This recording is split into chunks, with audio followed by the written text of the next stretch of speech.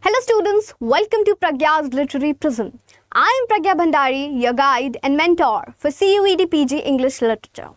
So students, let us get started to explore literature with a new light only on Pragya's Literary Prism. Okay, so without any further delay, let us discuss about today's topic, which is figures of speech in English literature. Okay, so what do we mean by a figure of speech? किसी भी बात को बोलने के दो तरीके हो सकते हैं. All right, the first one being हम उसी बात को बहुत ही सिंपल वे में, बहुत ही प्लेनली, बहुत ही बेसिक लैंग्वेज का यूज करके डिलीवर कर दें. सेकेंड वन बीइंग हम उसी लैंग्वेज को थोड़ा सा सुंदर बनाकर यूज करें ताकि हमें बोलने में भी अच्छा लगे और सामने वाले को सुनने में भी अच्छा लगे. हम उस लैंग्वेज में थोड़े से एम्बेलिशमेंट्स करें और उसे सुंदर बनाकर डिलीवर करें. Right, this itself is the use of figure of speech. Alright, for example जो विमेन होती हैं, like we women, what do we do to enhance our beauty? अपनी सुंदरता को बढ़ाने के लिए, अपनी खूबसूरती को बढ़ाने के लिए we do use what? We do use ornaments. हम ऑर्नामेंट्स का यूज करते हैं, जैसे ज्वेलरी में necklace, earrings, bracelets, like all of those things. Right, तो हम अपनी खूबसूरती को बढ़ाने के लिए ऑर्नामेंट्स का यूज करते हैं. ऐसे ही जब हम लैंग्वेज में ऑर्नामेंट्स यूज करते हैं उसको सुंदर बनाने के लिए, उसी को हम फिगर्स ऑफ स्पीच बोलते हैं. Okay, so a figure of speech is a creative use of language. It is indeed a creative use of language to generate an effect. इससे क्या होता है, सामने वाले पे emphasis पड़ता है उस बात का और उस बात में एक enhanced effect निकल कर आता है. Alright, to language to generate an effect, enhance an expression or evoke an emotion. Alright, it beautifies language through ornaments of expression, just as women use jewelry and clothing to enhance their beauty. जैसे women अपनी खूबसूरती को बढ़ाने के लिए clothing, कपड़े, अच्छे कपड़े और jewelry का यूज करती हैं ornaments का, ऐसे ही language में हम language को सुंदर बनाने के लिए उसमें ornaments का यूज करते हैं. Alright, अब पढ़ते हैं वो ornaments होते क्या हैं. The first one being simile. Now what is a simile? A simile is a figure of speech that compares two different things using words like or as, highlighting to highlight a shared quality. Alright, जब हम किन्हीं दो words को compare करते हैं आपस में, कैसे कंपेयर करते हैं? उसमें हम like या तो like को और या तो as का यूज करके हम किन्हीं दो चीज़ों को जब कंपेयर करते हैं, उन दोनों का कंपैरिजन करते हैं, तो यहाँ पर क्या आता है? सिमिली आता है. Let's go for the examples now. अगर मैं बोलूँ she is as brave as a lion, मैं बोल रही हूँ वो इतनी ब्रेव है, इतनी बहादुर है जैसे कि एक लायन, जैसे कि एक शेर. तो यहाँ पे मैं क्या कर रही हूँ? एज का यूज कर रही हूँ इस सेंटेंस में, है ना. एज का यूज करके मैं शी और लायन को कंपेयर कर रही हूं, तो यहां पर क्या आया? हमारा सिमिली का यूज है. Alright, in the next example if I say O my love's like a red red rose, यहां पे मैं क्या कर रही हूं? यहां पे जो ऑथर है, राइट, जो राइटर है, वो अपने लव को, अपने प्यार को किससे कंपेयर कर रहे हैं? Like a red red rose. जो रेड कलर का रोज है, जो किसका क्या सिंबल है? ब्यूटी का सिंबल है ना, पैशन का सिंबल है. ऑलराइट, सॉफ्ट जो होता है ना, सॉफ्टनेस, टेंडरनेस का सिंबल है. तो यहाँ पर वो अपने लव को, अपने प्यार को रेड रोज से कंपेयर कर रहे हैं यूजिंग द वर्ड लाइक. बीच में लाइक यूज करके वो अगर कर रहे हैं कंपैरिजन, तो यहाँ पर हमारा सिमिली आ जाएगा. Alright, now let us move on further. Next figure of speech is metaphor. Now what is a metaphor? A metaphor is a figure of speech that directly compares two unrelated things without using like or as. Simile में हम क्या करते थे? वहां पर भी हम दो चीज़ों का कंपैरिजन कर रहे थे, हम दो चीज़ों में कंपेयर कर रहे थे, बट हम वहां पर क्या कर रहे थे? वहां पर हम like और as का यूज कर रहे थे. किसका? like और as का यूज कर रहे थे। मेटाफर में हम क्या कर रहे हैं? मेटाफर में भी हम दो चीज़ों के बीच में कंपैरिजन कर रहे हैं। We are indeed comparing two things, right, but हम उसको डायरेक्टली कंपेयर कर रहे हैं। हम वहाँ पे लाइक और एज का यूज नहीं कर रहे हैं। This itself is the difference between a metaphor and a simile. Alright, तो ओके, एग्जाम्पल्स देखते हैं। Okay, so the cats eyes were diamonds. यहाँ पे हम क्या कर रहे हैं? जो कैट की आईज हैं, जो एक कैट की जो आंखें हैं, हम उनको कंपेयर कर रहे हैं किससे? डायमंड से। डायमंड की क्या क्वालिटी है? डायमंड्स आर शाइन करते हैं, डायमंड्स, है ना, और वो ब्यूटीफुल का ब्यूटी का सिंबल है, सुंदरता का प्रतीक है। तो हम यहाँ पर ये बोलना चाह रहे हैं जो कैट की आंखें हैं वो बहुत शाइन कर रही हैं और वो बहुत ज़्यादा सुंदर हैं। अब हम यहाँ पे कैट को डायमंड से कंपेयर कर रहे हैं, वो भी डायरेक्टली। हम यहाँ पे कोई भी लाइक या एज यूज नहीं कर रहे हैं, इसलिए एक मेटाफर है। Next example, she is a night ओल। यहाँ पे हम एक लड़की को एक नाइट ओल से कंपेयर कर रहे हैं, ठीक है। नाइट ओल से कंपेयर कर रहे हैं, हम ये बोलना चाह रहे हैं मे बी वो लेट नाइट तक जगती हो, वो लेट नाइट तक जगती हो, उठती हो, लाइक अ नाइट ओल, जो ओल की कैरेक्टरिस्टिक होती है। तो यहाँ पर हम शी को ओल से कंपेयर कर रहे हैं without using the words like और एज। दैट इज वाई हमारे यहाँ पर क्या यूज हुआ है? मेटाफर यूज हुआ है। Alright, now let us move on to another figure of speech which is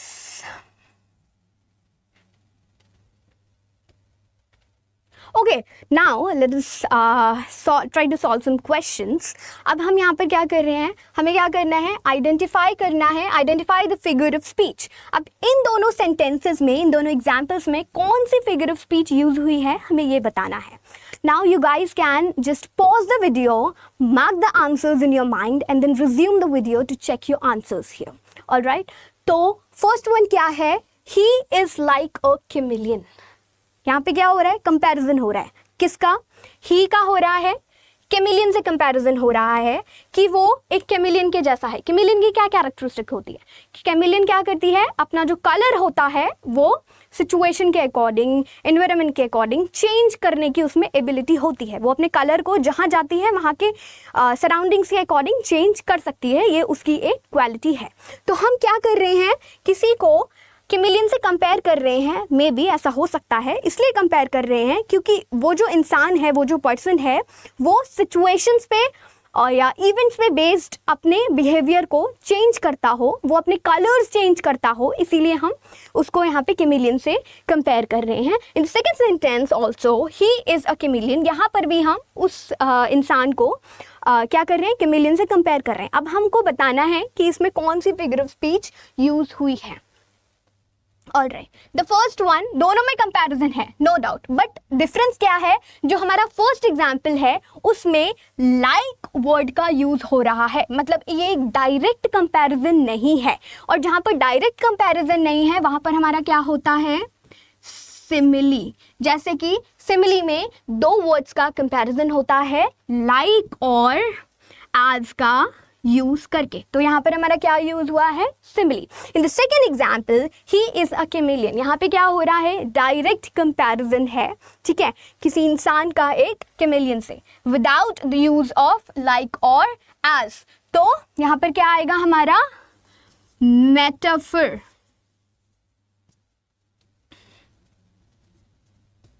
alright, यहाँ पर आ जाएगा हमारा मेटाफर।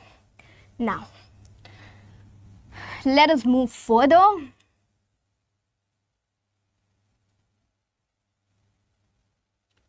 Okay. Next है paradox. Now what do we mean by a paradox? A paradox is a statement or an idea that appears to be self-contradictory but carries a deeper meaning to it. अब paradox क्या है? ये एक statement है या एक idea है जो सुनने में गलत लगता है। सेल्फ कॉन्ट्राडिक्टरी मतलब खुद में ही सुनने में या पढ़ने में गलत अपीयर होता है, बट उसमें एक बहुत डीप मीनिंग रिलेटेड होता है। ऑलराइट, बहुत डीप मीनिंग और एक डेप्थ में एक मीनिंग उसमें उससे रिलेटेड होता है, भले ही वो देखने में या पढ़ने में हमें खुद में गलत लगे। For example, less is more, यहाँ पर हम क्या बोल रहे हैं, लेस इज मोर, मतलब लेस और मोर आपस में ही एक दूसरे के ऑपोजिट वर्ड्स हैं, राइट, ऑपोजिट वर्ड्स हैं। तो हम बोल रहे हैं जो कम होता है वही ज्यादा होता है, राइट। तो here we are trying to mean, देखने में ये जो चीज है ये सेल्फ कॉन्ट्रडिक्टरी लग रही है, कम होता है वही ज्यादा होता है, इसका कोई सेंस नहीं निकला, but it has a deeper meaning attached to it, right. इसका क्या मतलब है, सिंपलिस्टिक लाइफ, मिनिमल जो हमारी रिक्वायरमेंट्स हैं उनको फुलफिल करके if we are leading a life then we are more successful. तो फिर हमारे पास बहुत कुछ हो जाएगा अगर हम मटीरियलिस्टिक चीज़ों को व्हाटएवर हम सिंपलिस्टिक वे में अगर हम लाइफ को लीड करेंगे हमारी, तो बहुत ज़्यादा कुछ हम अचीव कर सकते हैं। That is the deeper meaning which is attached to it. Alright, second example में क्या है, the child is the father of the man.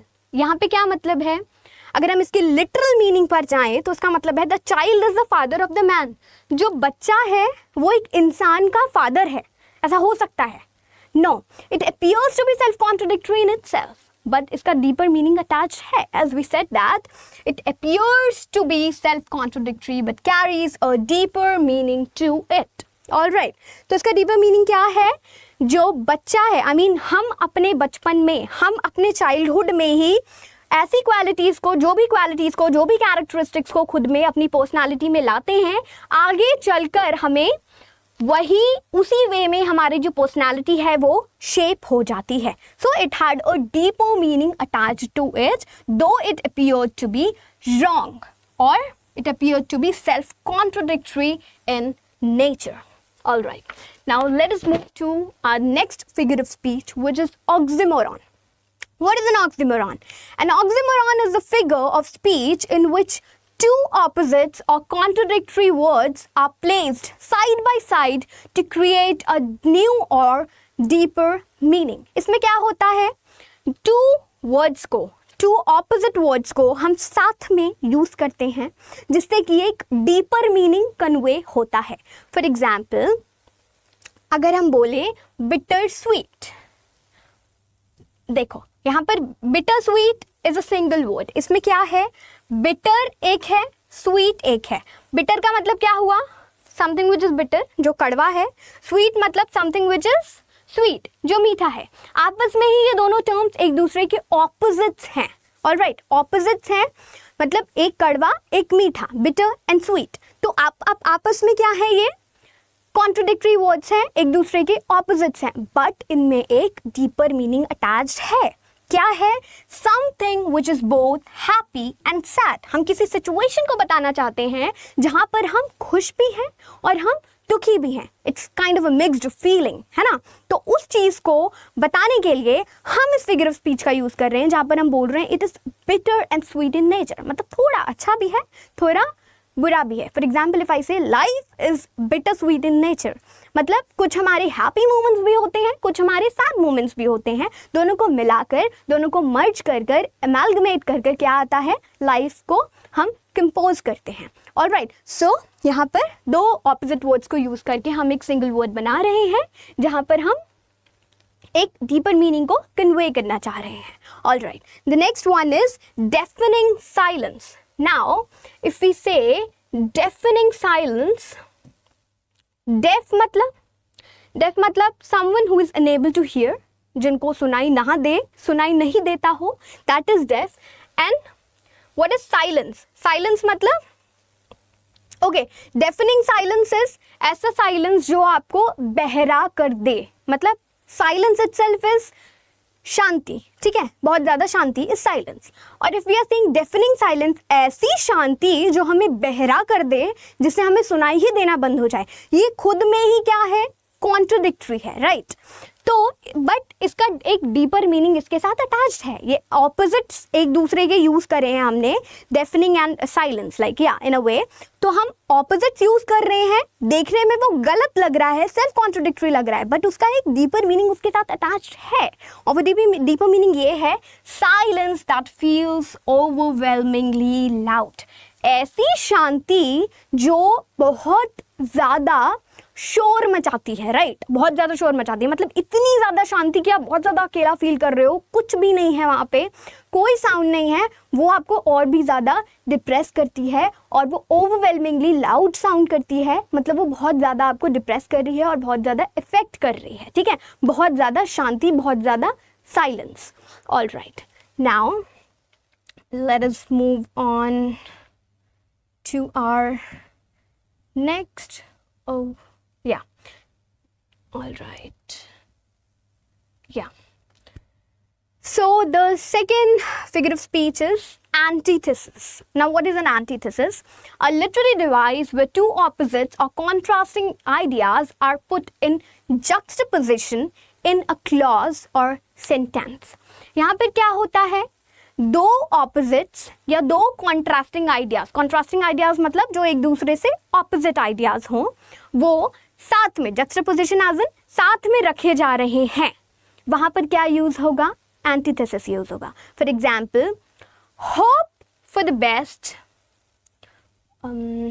Okay, hope for the best, prepare for the worst. यहाँ पे क्या है, ये ऑपोजिट्स हैं एक दूसरे के. यहाँ पे हम अच्छे के लिए होप कर रहे हैं, बेस्ट के लिए हम होप कर रहे हैं. एट द सेम टाइम हम ये बोल रहे हैं कि आप वर्स्ट के लिए भी प्रिपेयर हो जाओ. ऑलराइट, मतलब आप होप ऐसा करो कि आपके साथ बहुत ज़्यादा अच्छा होगा, और आप प्रिपेयर इस हिसाब से करो कि आपके साथ अगर कुछ बहुत बुरा हो जाए तो आप क्या करेंगे, उस अकॉर्डिंग आप खुद को प्रिपेयर कर लो.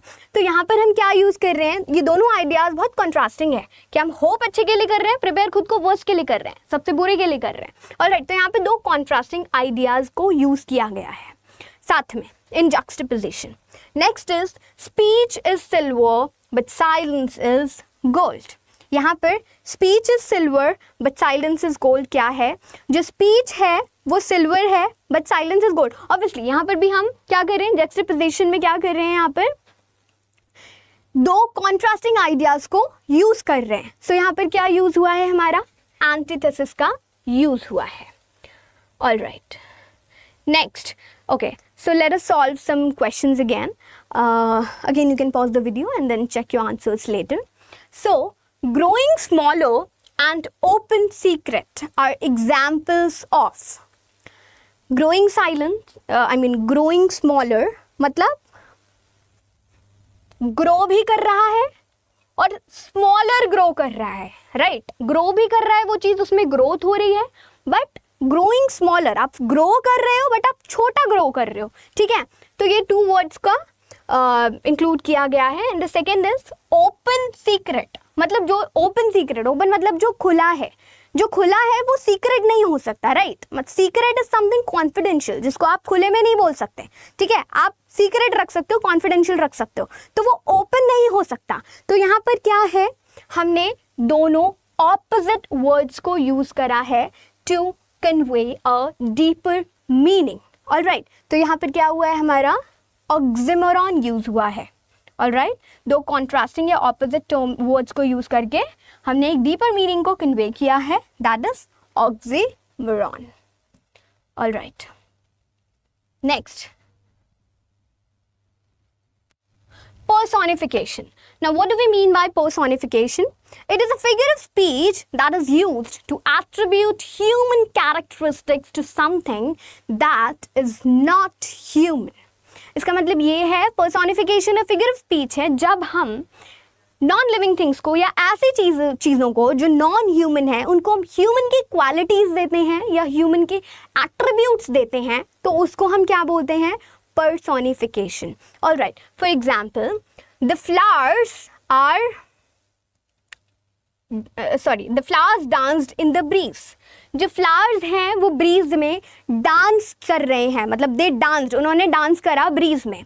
मतलब डांस करना is a characteristic of a human. मतलब जो humans है they can only dance, animals cannot dance, non-living things cannot dance, the plants and trees cannot dance, क्योंकि उनकी ये quality नहीं है, ये human non-human quality नहीं है, it's a human quality.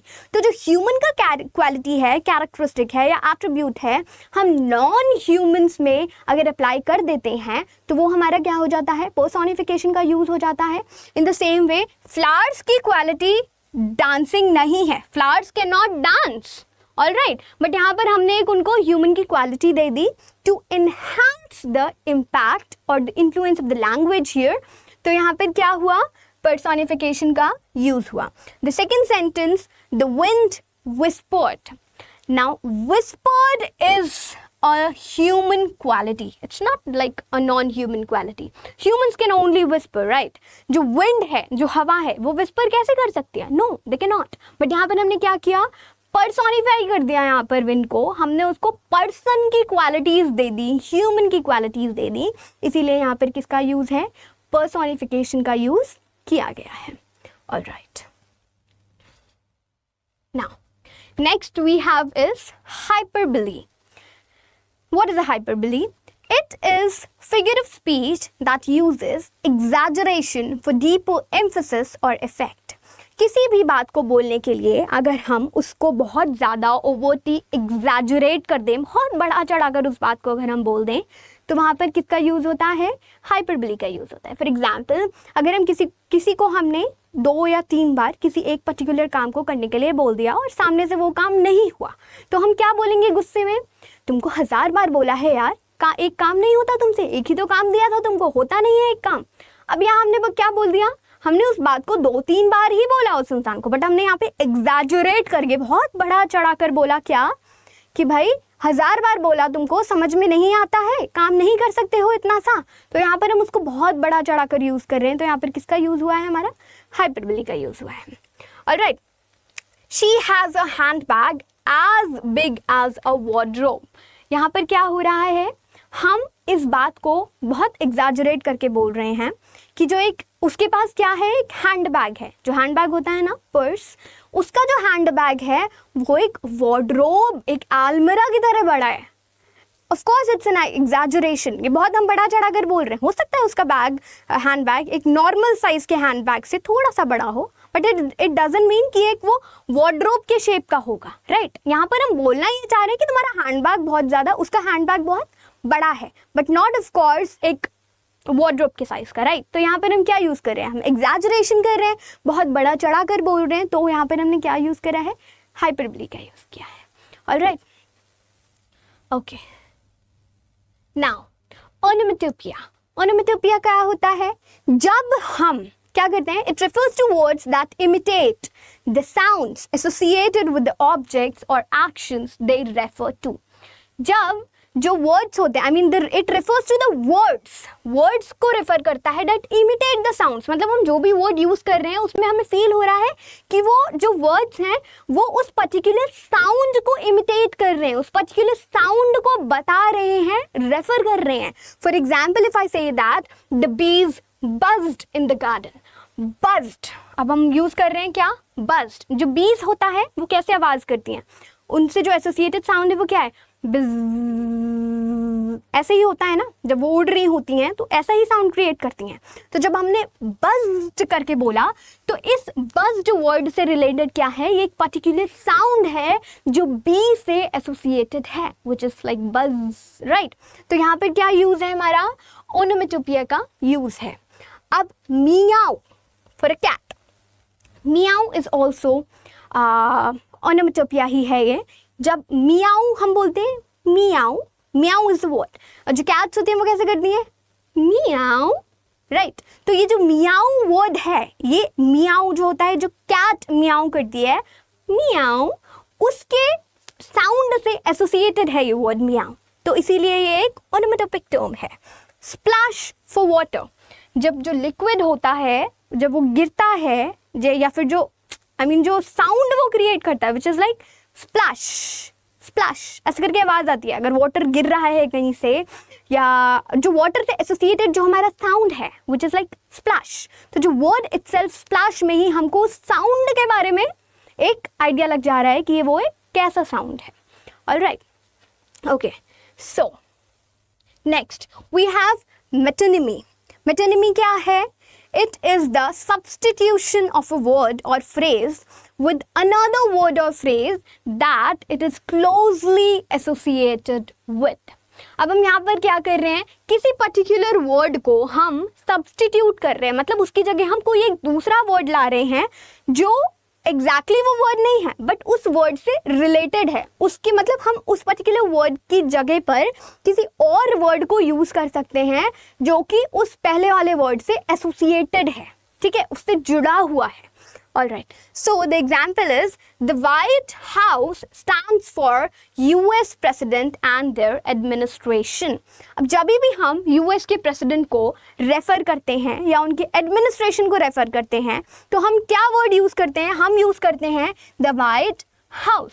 ठीक है, अगर हमें बोलना है US के एडमिनिस्ट्रेशन के बारे में बात करनी है, अगर हम वाइट हाउस बोलेंगे तो भी क्या होगा, हमें पता चल जाएगा कि हम किसकी बात कर रहे हैं, यूएस के प्रेसिडेंट और उसकी एडमिनिस्ट्रेशन की बात कर रहे हैं. यहाँ पर हमने डायरेक्टली ये ना बोलकर भी अगर हमने द वाइट हाउस यूज़ करके हमने बोल दिया तो हमें समझ में आ गया कि हाँ, हम यूएस के प्रेसिडेंट की बात कर रहे हैं, उनके एडमिनिस्ट्रेशन की बात कर रहे हैं. तो हमने इसकी जगह पर इसको सब्सटीट्यूट किया जो कि इससे एसोसिएटेड है, not exactly that word but इससे एसोसिएटेड है, फिर भी हमें वही मीनिंग कन्वे हुआ. राइट, सो यहाँ पर क्या यूज़ हुआ है? मेटोनिमी यूज़ हुआ है. द बिग स्क्रीन में रेफर टू द सिनेमा. अब जब हम सिनेमा की बात करें, सिनेमा हॉल की बात करें तो फिर हम बिग स्क्रीन जो है उसका यूज़ कर सकते हैं, सब्सटीट्यूट कर सकते हैं.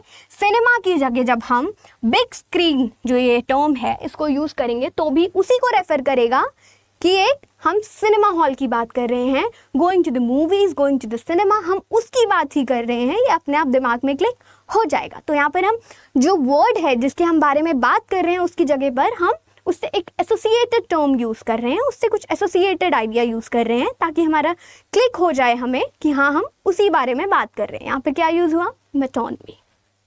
Okay, next imagery. What is an imagery?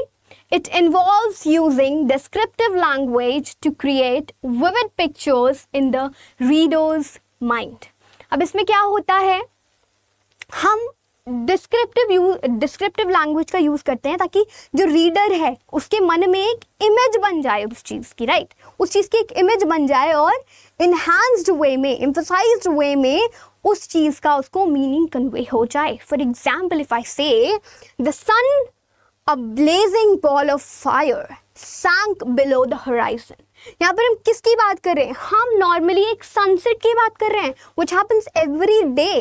हम एक नॉर्मल सनसेट की बात कर रहे हैं बट हम उसको इतना सुंदर बनाकर बोल रहे हैं, इतने अच्छे तरीके से उस बात को हम कन्वे कर रहे हैं कि भाई सनसेट हो रहा है, सनसेट हुआ, ठीक है, ताकि एकदम से सुनकर अच्छा लगे, भाई मज़ा आ जाए सुन के. क्या है?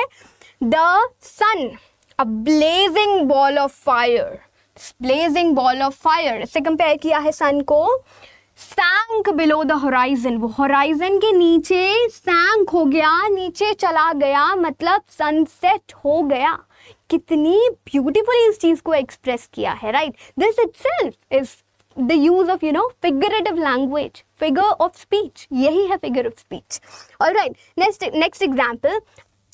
क्या बोल रहे हैं? मैंने एक स्वीट जूसी एप्पल को बाइट करा.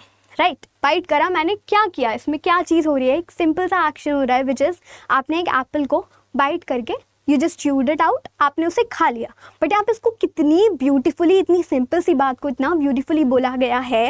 लाल, स्वीट, मीठा, जूसी एप्पल, भाई जूस निकल रहा है उसमें से, उसको इतना लाल स्वीट जूसी एप्पल को मैंने बाइट करा कि भाई जो जूस है उसका स्पिल हो गया मेरे फेस पे.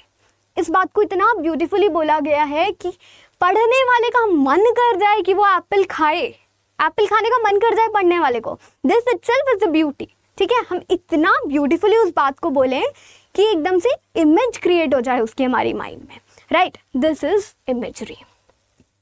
Next is alliteration. It is a figure of speech where the same consonant sound is repeated in closely related words. यहाँ पर क्या होता है, जब क्लोजली रिलेटेड, आस पास में ही जो वर्ड्स होते हैं उनमें जो कॉन्सोनेंट साउंड है वो बार बार रेपिटेशन में आता है, बार बार रिपीट होता है, राइट? तो हम वहाँ पे क्या बोलते हैं? एलिट्रेशन का यूज बोलते हैं, ठीक है? फॉर एग्जाम्पल जैसे हो गया गुड ग्रीफ, यहाँ पे कौन सा कॉन्सोनेंट साउंड का रेपिटेशन है? ग, जी का रेपिटेशन है। गुड ग्रीफ बार बार रिपीट हो रहा है, ग ग ग, गुड ग्रीफ। तो यहाँ पे क्या है? कॉन्सोनेंट साउंड का रेपिटेशन है, तो हम उसको क्या बोलेंगे? एलिट्रेशन का यूज बोलेंगे। Alright, next is Peter paper picked a peck of pickled peppers. Alright, यहाँ पर क्या है? This P consonant sound is being repeated again and again, you know. So यहाँ पर इसका repetitive use है P consonant sound का, तो यहाँ पर क्या है? Alliteration है। Next is she sells seashells by the seashore. Now these are tongue twisters as well. आप try कर सकते हैं पढ़ते हुए। You can try speaking these words जल्दी जल्दी, ठीक है? She sells seashells by the seashore. यहाँ पे क्या है? Consonant sound S is being repeated again and again and again. ठीक है?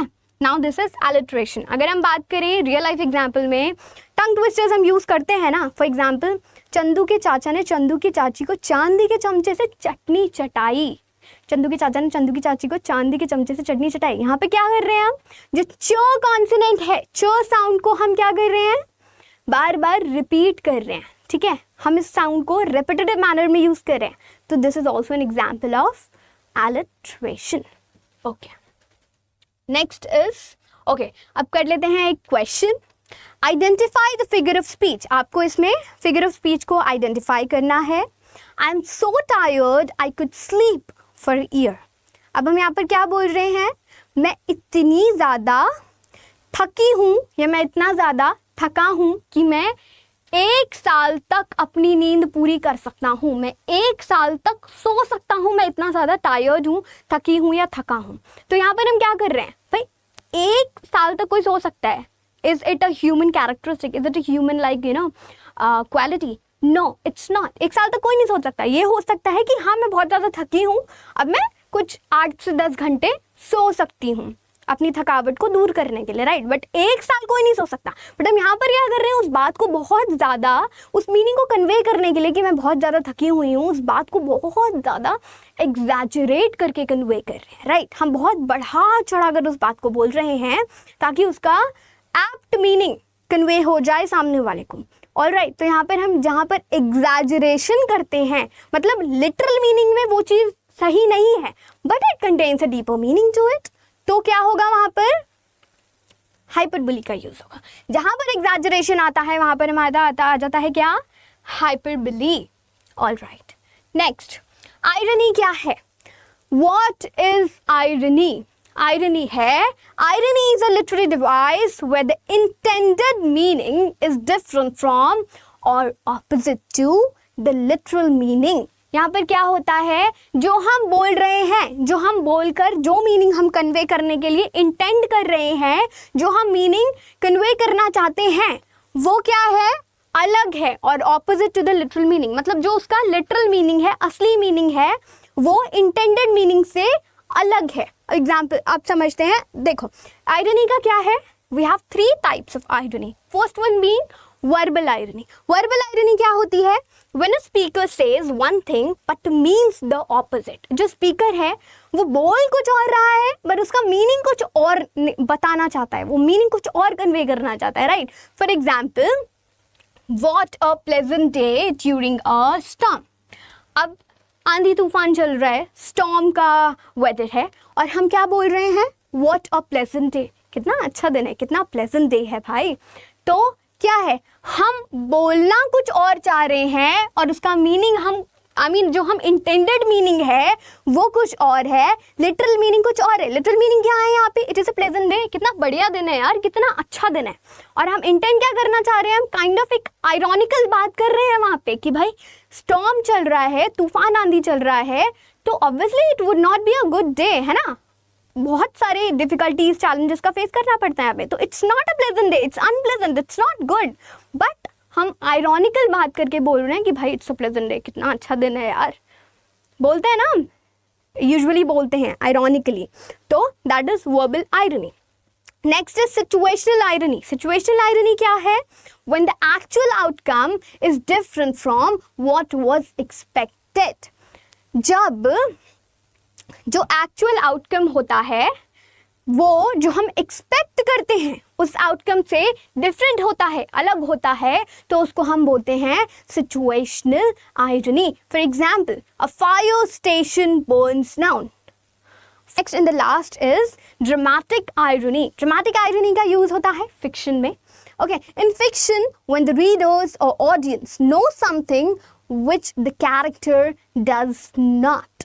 कोई ऐसी चीज़, अगर कोई ड्रामा चल रहा है या कोई हम बुक रीड कर रहे हैं लिटरेचर में, तो कुछ ऐसी चीज़ें जो कैरेक्टर जो कैरेक्टर है वहाँ पर, वो प्रेजेंट होकर भी वहाँ पर उसको वो चीज़ नहीं पता है, बट ऑडियंस को वो चीज़ पता है. या तो उन्हें वो दिख रही है विजुअली, या तो वो उन्हें उस चीज़ को पढ़ रहे हैं, बट ऑडियंस को वो चीज़ पता है जो कि कैरेक्टर को वहाँ पर फिजिकली प्रेजेंट होकर भी नहीं पता है. फॉर एग्जाम्पल, हम बोल रहे हैं a character is about to open a door, the audience sees a person with a knife on the opposite side of the door. अब यहाँ पर क्या है, जो कैरेक्टर है, कोई कैरेक्टर किसी ड्रामा में या किसी बुक में, लाइक एनीवेयर, लिटरेचर में, फिक्शन में, कोई कैरेक्टर सपोज किसी डोर को ओपन करने के लिए जा रहा है. ठीक है, अब उस कैरेक्टर को डोर के पीछे क्या है, what is beyond that door, उसे नहीं दिख रहा. उसे सिर्फ वो एक डोर दिख रहा है जो कि वो खोलने को इंटेंड कर रहा है, खोलने को चाह रहा है. उसके डोर के पीछे क्या उसको नहीं पता. बट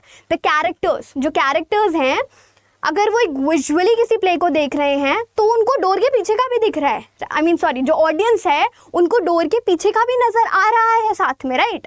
तो उन्हें दिख रहा है बट कैरेक्टर्स को नहीं पता जो ऑडियंस को दिख रहा है या पता है. सेम हैपन्स बुक में भी जो कैरेक्टर है उसको नहीं पता, बट जो ऑडियंस है उनको पढ़कर समझ में आ रहा है कि भाई डोर के पीछे कोई खड़ा हुआ है अपने हाथ में एक नाइफ लेकर, एक चाकू लेकर, है ना. तो यहाँ पर क्या आती है हमारी, यहाँ आ जाती है हमारी ड्रामेटिक आयरनी, जहाँ पे कैरेक्टर को कुछ बातें नहीं पता है जो ऑडियंस या रीडर्स को ऑलरेडी पता है. ऑलराइट, ये हो गई हमारी ड्रामेटिक आयरनी. आयरनी के 3 टाइप्स हैं, verbal irony, situational irony and dramatic irony. Okay, so that is all about today's session. अगर आपको अच्छा लगा please do like, share and subscribe the channel. And thank you. फिर मिलते हैं एक नए सेशन के साथ, एक नए टॉपिक के साथ और एक नई एनर्जी के साथ. Till that, stay happy and stay safe. Thank you.